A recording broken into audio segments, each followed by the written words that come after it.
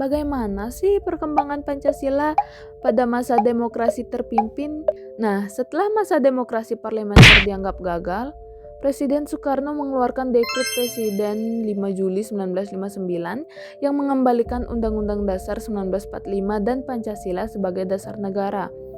Ciri utama dari masa ini yaitu Presiden Soekarno memperkenalkan konsep Nasakom, yaitu nasionalisme, agama, dan komunisme untuk mempersatukan berbagai ideologi. Namun, interpretasi terhadap Pancasila jadi bersifat politis dan subjektif sesuai pandangan Soekarno.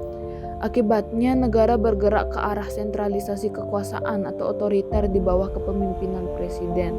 Oleh sebab itu, posisi Pancasila pada masa ini hanya digunakan sebagai alat legitimasi kekuasaan dan simbol persatuan, tapi kurang dijalankan secara demokratis.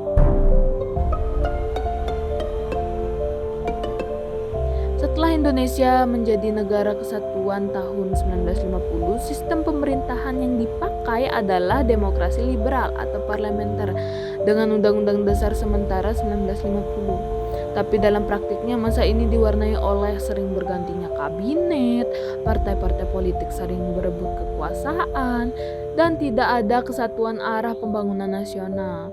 Jadi situasi itu bikin pemerintah berjalan tidak efektif dan cita-cita kemerdekaan terasa melenceng dari semangat Pancasila. Karena itu, Presiden Soekarno ingin mengakhiri sistem parlementer dan kembali ke Undang-Undang Dasar 1945 yang dianggap lebih sesuai dengan kepribadian bangsa. Nah, isi Dekret Presiden pada tanggal 5 Juli 1959 itu menyatakan berlakunya kembali Undang-Undang Dasar 1945 dan tidak berlakunya Undang-Undang Dasar Sementara 1950. Membantu Konstituante, yaitu lembaga yang saat itu bertugas menyusun konstitusi baru tapi gagal mencapai kesepakatan. Membentuk MPRS dan DPAS, yaitu Majelis Permusyawaratan Rakyat Sementara dan Dewan Pertimbangan Agung Sementara untuk menjalankan ketentuan Undang-Undang Dasar 1945. Nah, apa sih dampaknya? Pancasila kembali ditegaskan secara konstitusional sebagai dasar negara Indonesia. Semua lembaga negara dan warga negara wajib berpedoman pada nilai-nilai Pancasila dan muncul sistem baru yang disebut demokrasi terpimpin di mana kekuasaan presiden menjadi sangat besar.